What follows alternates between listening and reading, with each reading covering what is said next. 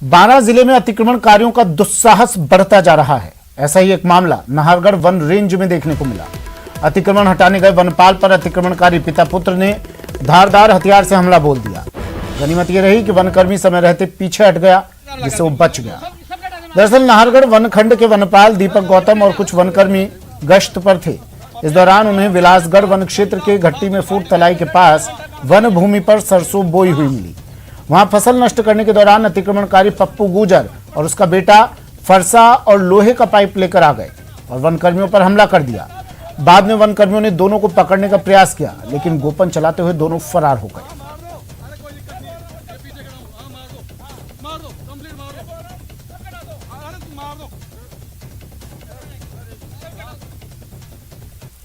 कोटा के उद्योग नगर थाना इलाके में एक नाबालिग किशोरी को अगवा कर दुष्कर्म करने का मामला सामने आया है। मामला करीब 7 महीने पहले का है। इसका खुलासा तब हुआ जब लड़की को लगातार पेट दर्द की शिकायत के बाद परिजन डॉक्टर के पास ले गए, जहां जांच में पता चला कि लड़की 7 महीने की गर्भवती है। परिजनों ने केस दर्ज करवाया, जिसके आधार पर पुलिस ने आरोपी को गिरफ्तार कर लिया है। वहीं किशोरी को नानता स्थित बालिका गृह में अस्थायी आश्रय दिया गया है और उसे उचित मेडिकल सुविधा उपलब्ध कराने के निर्देश दिए गए हैं।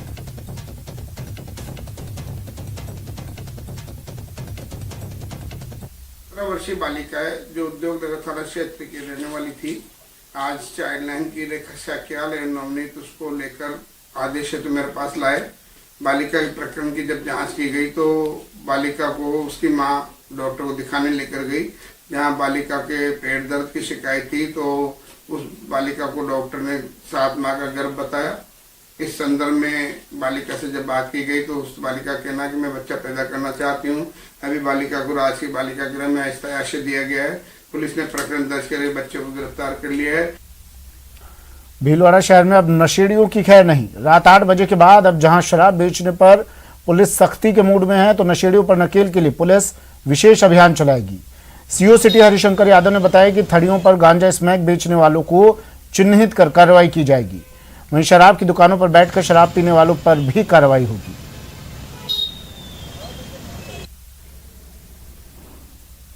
इसमें हमारे स्पष्ट दिशा निर्देश हैं सभी थानाधिकारियों को कि अब हमारी जो भी गाड़ियां मूवमेंट करेंगी और इस तरह की एक्टिविटी मिलती है तो तुरंत कार्रवाई करेंगी, मुझे सूचित करेंगी और तुरंत ही इनके खिलाफ हम किसी भी को भी ठेके के पास पीने का परमिशन नहीं देंगे।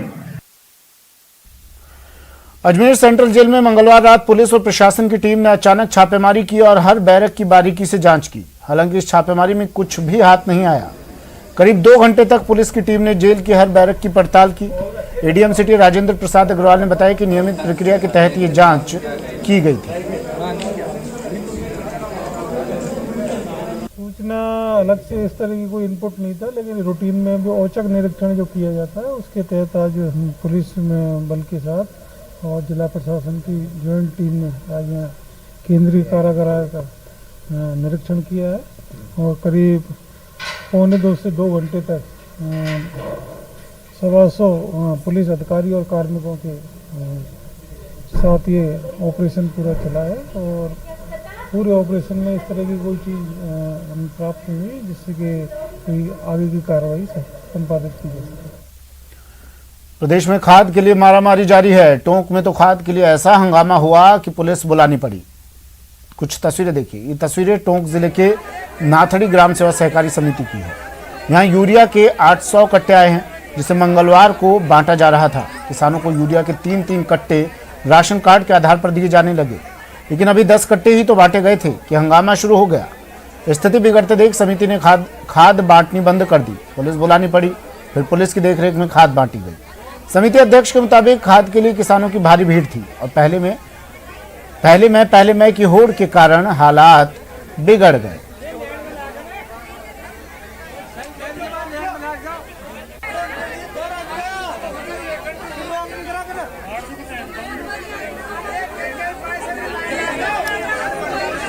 तो तस्वीरें देखिए। ये तस्वीरें किसी बेशकीमती चीज़ के लिए नहीं लाइन लगी हुई है। ये लाइन किसी फिल्म के टिकट के लिए भी नहीं लगी हुई है। ये लाइन किसानों की है जो इंतज़ार कर रहे हैं अपनी बारी का खाद के लिए। खाद की ऐसी किल्लत की तस्वीरें आपने इससे पहले शायद कभी नहीं देखी होगी। खाद जैसी चीज को पुलिस की निगरानी में बंटवाना पड़ा। आप इससे अंदाजा लगाइए कि राजस्थान में खाद कितनी बेशकीमती हो चुकी है, खासकर इन किसानों के लिए जो लंबी लाइन लगाकर यहाँ इंतजार कर रहे थे अपनी बारी का। विवाद हुआ, झगड़ा हुआ, पहले मैं को लेकर लड़ाई शुरू हुई, पुलिस बुलानी पड़ी और फिर पुलिस की निगरानी में खाद बांटी गई। चलिए अब आपको दो तस्वीरें दिखाते हैं। जब ये तस्वीरें जंगल में दिखती हैं तो अच्छी लगती हैं, लेकिन जब यही तस्वीर सड़क पर दिखने लगे तो लोगों में खौफ भर जाता है। पहली तस्वीर सीकर की है, जहां अजीतगढ़ पीजी कॉलेज में पैंथर घुस आया, जिससे दहशत फैल गई। तो वहीं दूसरी तस्वीर सवाई माधोपुर की है, जहां टोंक चिरगांव हाईवे पर बाघ आ गया।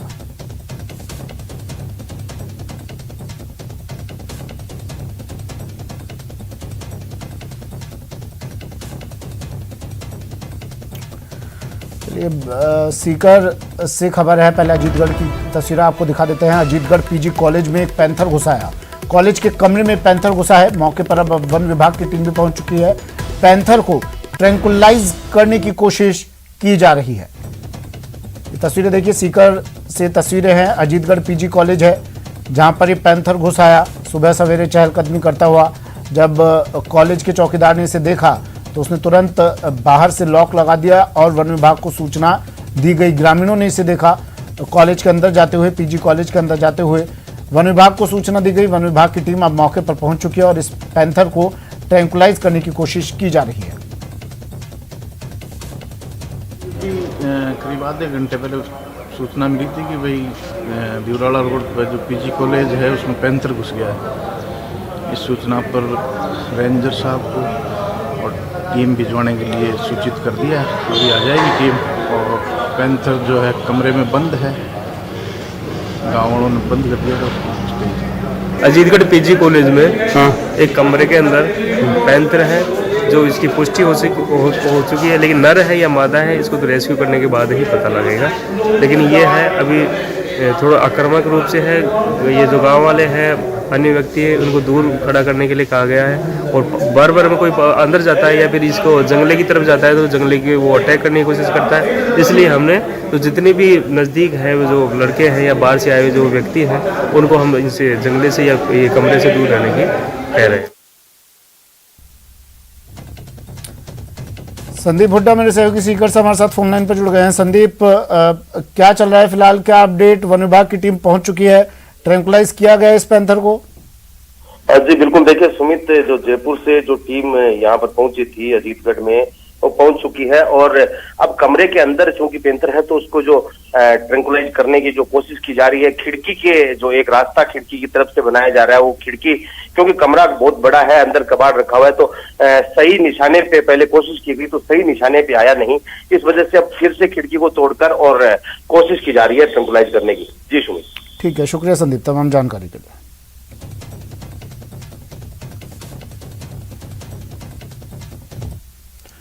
सवाई माधोपुर के रणथंभौर नेशनल पार्क के जंगलों से बाघों के बाहर निकलने का सिलसिला थमने का नाम नहीं ले रहा। मंगलवार की रात एक बार फिर एक बाघ रणथंभौर के जंगलों से निकलकर टोंक चिरगांव हाईवे पर नजर आया। बाघ के मेन रोड पर आने से वाहनों के पहिए थम गए। वाहन चालकों के अनुसार बाघ करीब 20 मिनट तक मेन रोड पर चहलकदमी करता रहा और फिर वापस जंगल की ओर लौट गया, जिसके बाद आवाजाही शुरू हो सकी।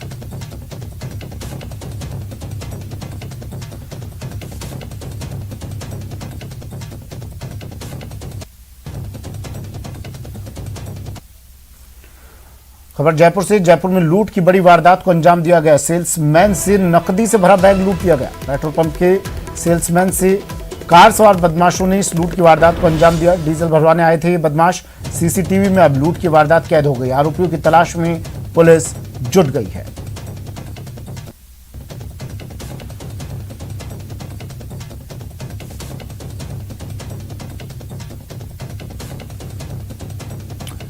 तो तस्वीरें देखिए, जयपुर की ये तस्वीरें हैं, राजधानी जयपुर की। आसपास किसी ग्रामीण इलाके की मत समझिएगा इन तस्वीरों को।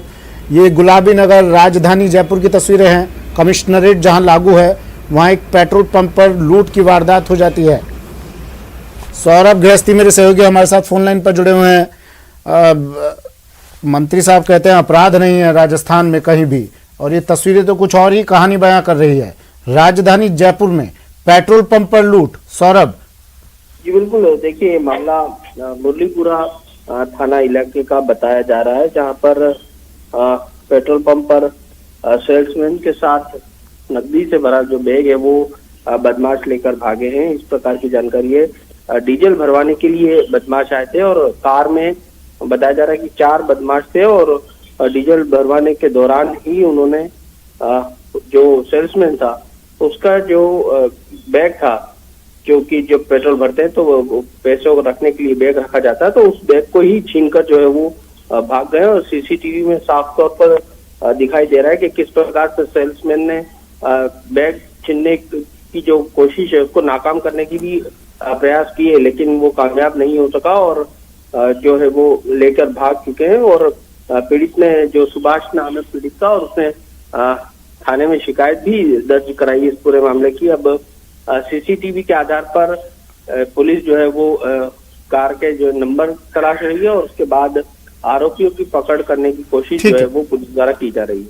चलिए, शुक्रिया सौरभ तमाम जानकारी के लिए। पेट्रोल और डीजल पर एक्साइज ड्यूटी कम होने के बाद राज्य सरकार पर पेट्रोल डीजल पर वैट कम करने का दबाव बढ़ता जा रहा है। इस मुद्दे को लेकर प्रदेश बीजेपी लगातार सरकार पर हमलावर है। राजसमंद विधायक दीप्ति माहेश्वरी ने प्रदेश सरकार को आड़े हाथों लिया है। उन्होंने कहा कि पश्चिमी उत्तर भारत में सबसे महंगा पेट्रोल डीजल राजस्थान में मिल रहा है। इसका एक बड़ा कारण है वैट के रूप में राज्य सरकार की 41 रुपए की वसूली। उन्होंने कोरोना काल में लगाए गए सेस और वैट कम करने की मांग की। मुझे लगता है कि ये जो 41 रुपए हमें देने पड़ रहे हैं ये बहुत ही गलत है राजस्थान की जनता के लिए। सब जने उससे पीड़ित हो रखे हैं और जब केंद्र सरकार ने कम कर दिया है और इन्होंने कोरोना के नाम पर राज्य सरकार ने 6% और जब बढ़ाया था तो सबसे पहले वो तो कम करें। अब जब स्थिति अच्छी हो गई है भगवान की दया से, अब कोरोना से हम थोड़ा सा जिसको और अब बात नई सोच नई पहल की, जिसे दौसा में शुरू किया है विधायक मुरारी लाल मीणा ने। जिले के टॉपर 12 स्टूडेंट्स को हवाई सौगात मिली है। मंगलवार को दौसा से आए छात्रों ने जयपुर भ्रमण किया और अभी छात्र उदयपुर भ्रमण के लिए आज सुबह 6 बजे हवाई जहाज से रवाना हुए। सच हुआ सपना, हवाई यात्रा अब नहीं कल्पना, होनहारों को हवाई सौगात, टॉपर्स की उड़ान। 10th क्लास बोर्ड एग्जाम में मेरे 95% मार्क्स आए थे और ये पहल बहुत अच्छी लग रही है। मैं फ्लाइट में जर्नी करने के लिए बहुत एक्साइटेड हूँ। मुझे बहुत अच्छा लग रहा है कि मैं पहली बार फ्लाइट में बैठ रही हूँ। मैं बहुत एक्साइटेड हूँ। जो हमारे जूनियर है वो भी होंगे, उनको मोटिवेशन मिलेगा कि जो इनको मिला है हवाई यात्रा का मौका वो हमें भी मिले। जी हाँ, कवायद है शिक्षा की तस्वीर बदलने की। एक पहल है ताकि स्टूडेंट्स के बीच हेल्दी कंपटीशन बढ़े, टैलेंट का सम्मान हो और जूनियर को प्रेरणा मिले। दौसा में ये अभिनव पहल हो रहा है विधायक मुरारी लाल मीणा के प्रयासों से। उड़ान योजना से हम सबका सोच है कि अधिकतर दौसा ग्रामीण प्रदेश का जिला है और हम स्वयं ग्रामीण प्रदेश से आए हैं कि बिना शिक्षा जीवन में सफलता असंभव है। इसी बात को ध्यान में रखती है हमारी ये मूल भावना है कि हमारा जिला, हमारा विधानसभा क्षेत्र शिक्षा के क्षेत्र में नंबर 1 हो। हमारे बच्चे पढ़े लिखे आगे बढ़े, अपने घर परिवार का और जिले का नाम रोशन करें। उसी के तहत हमने कई अभियान चला रखे। जैसे स्कूलों में जो स्कूल टॉप 5 आते हैं उनको हम उनके इंफ्रास्ट्रक्चर के लिए करीब 80 लाख से 1 करोड़ रुपए का आसपास में हर साल देता हूं। और उसके साथ साथ में जो प्रिंसिपल्स अच्छे रिजल्ट देते हैं, जो लेक्चर्स अच्छे रिजल्ट देते हैं, उनको हम सम्मानित करते हैं। और साथ साथ में प्रत्येक संकाय के 2 बच्चे जो टॉप होते हैं उनको मेरे साथ में हवाई यात्रा कराने का हमारा प्रोविजन है। उसी के तहत इन बच्चों का आज ले जा रहे हैं। दरअसल विधायक मुरारी लाल मीणा ने घोषणा की थी कि 10वीं और 12वीं बोर्ड के प्रत्येक कैटेगरी में टॉप रहने वाले 2 विद्यार्थियों को हवाई यात्रा कराएंगे। विधायक जी ने वादा किया तो उसे निभाया भी। 12 स्टूडेंट्स को हवाई यात्रा की सौगात दी। अब विधायक की इस पहल का शिक्षा अधिकारी और अभिभावक खुले दिल से स्वागत कर रहे हैं। एक अनूठी पहल है, शिक्षा जगत में शायद पहली बार ऐसा देखने को मिला है। इससे बच्चों में मोटिवेशन होगा और अभिभावक भी जागरूक होंगे और बच्चों की शिक्षा के प्रति और भी ज़्यादा रुचि बढ़ेगी।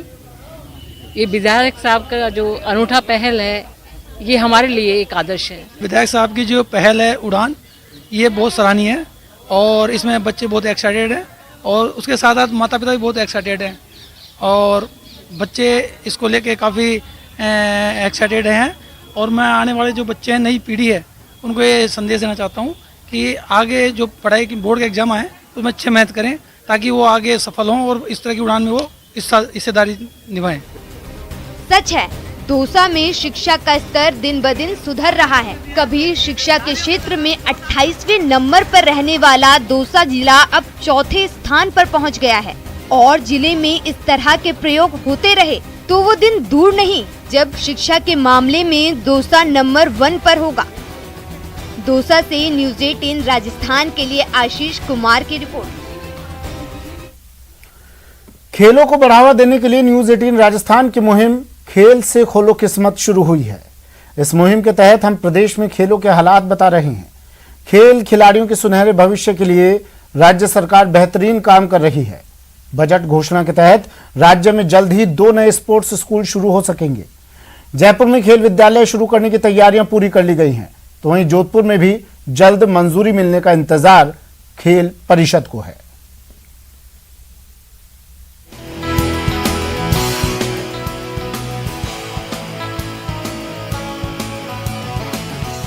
प्रदेश अब खेल और खिलाड़ियों को बढ़ावा देने के लिए आगे बढ़ चुका है। अब खेल परिषद अपनी खेल अकादमियों का ही संचालन कर रही है, जिसमें हर वर्ष विद्यार्थियों के एडमिशन लिए जाते हैं। कई सालों के बाद बंद पड़ी अकादमियां दोबारा शुरू हुई।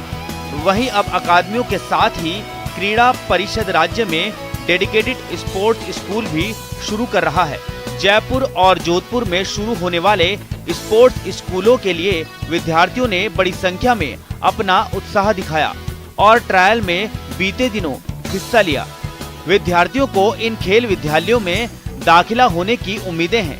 साथ ही अपनी पढ़ाई के साथ साथ खेलकूद में अव्वल बनने की तमन्ना भी है। जोधपुर में स्पोर्ट्स स्कूल खुलने जा रहे हैं, ये तो बहुत अच्छी बात है क्योंकि हमारे इन स्कूलों में तो केवल 8 घंटे पढ़ाई होती है और अगर उन स्पोर्ट्स स्कूलों में पढ़ाई के साथ साथ स्पोर्ट्स या फिर ऐसे भी बोल सकते हैं स्पोर्ट्स के साथ पढ़ाई होगी तो बच्चों को पढ़ाई में भी बहुत मजा आएगा तथा हमारा शारीरिक विकास भी होगा। स्पोर्ट के स्कूल बहुत ज़्यादा ज़रूरी है, इससे अपना फिजिकल से रहता है और पढ़ाई में ही मन लगता है और एनर्जी भी आती है। और स्पोर्ट के स्कूल खुलना चाहिए और इससे हमारे मतलब कि फिजिकल और बढ़िया रहता है। अगर स्पोर्ट्स में होंगे तो फिजिकल सब सही रहेगा, ना माइंड भी अच्छा रहेगा और जैसे टीनेज में सर वो होती कमजोरी की तरह प्रॉब्लम होती है सर वो भी नहीं रहेगी। बजट की घोषणा के मुताबिक सबसे पहले जयपुर में स्पोर्ट्स स्कूल शुरू करने की तैयारी पूरी कर ली गई। इसमें 60 विद्यार्थियों का बैच लिया जा रहा है। इन स्पोर्ट्स स्कूलों में बास्केटबॉल, एथलेटिक्स, वॉलीबॉल, तीरंदाजी, हैंडबॉल, बैडमिंटन, कबड्डी, जूडो के खिलाड़ियों को प्रवेश मिल सकेगा, जो अपनी पढ़ाई के साथ साथ इन खेलों में अपने हुनर को तराश सकेंगे। मौजूदा समय में इन्हें कक्षा 6 से लेकर 12वीं तक शुरू किया जा रहा है। शुरू में इसे स्पोर्ट्स हॉस्टल या स्पोर्ट्स संकुल में शुरू किए जाने की प्लानिंग की गई है, लेकिन मौजूदा समय में खेल भवन में इन्हें शुरू किया जाएगा। क्रीड़ा परिषद के अध्यक्ष विकास सीताराम भाले बताते हैं कि खेल विद्यालय के लिए चयन प्रक्रिया तकरीबन पूरी की जा सकती है। स्पोर्ट्स की स्कूल के लिए क्या है कि बच्चों को 6वीं क्लास में प्रवेश दिया जाएगा और 6वीं क्लास से लेकर वो 12वीं क्लास तक वो हमारे साथ रहेंगे। इसमें बेसिकली जयपुर में चूँकि सुविधाएं बड़ी है, इसलिए यहाँ पे हमने 12 स्पोर्ट्स का रखा है आयोजन और हर स्पोर्ट्स से 5 बच्चे लेने के बाद 60 बच्चे हर साल हमको सिलेक्शन करना है और उसके लिए हमें बजट की प्राप्ति हो चुकी है और हमारा जो पुराना खेल भवन है उसी में हम लोग जो है इस स्पोर्ट्स स्कूल का निर्माण किया जाएगा। पहले जयपुर में स्पोर्ट्स स्कूल स्टार्ट किया जा रहा है, लेकिन अभी जोधपुर में स्पोर्ट्स स्कूल के लिए वित्तीय मंजूरी नहीं मिल सकी है। खेल विभाग को उम्मीद है कि जयपुर में सफलतापूर्वक शुरुआत होने के बाद जोधपुर के खेल विद्यालय पर भी ध्यान केंद्रित किया जा सकता है। हालांकि खेल विद्यालयों का संचालन बजट घोषणा के साथ खेल विभाग कर रहा है, लेकिन उम्मीद की जानी चाहिए कि शिक्षा विभाग के एकमात्र स्पोर्ट स्कूल जैसा हाल इन स्पोर्ट्स स्कूलों का नहीं हो। खेलों को बढ़ावा दिए जाने के मकसद से खोले जा रहे ये स्कूल अपने मकसद में कामयाबी हासिल कर सकें। महेश दादीच, न्यूज़ 18 राजस्थान, जयपुर। चलिए, बुलेटिन में फिलहाल इतना ही। एक ब्रेक लेंगे, ब्रेक के बाद आपको दिखाएंगे बिग ब्रेकिंग न्यूज सहयोगी प्रियंका के साथ।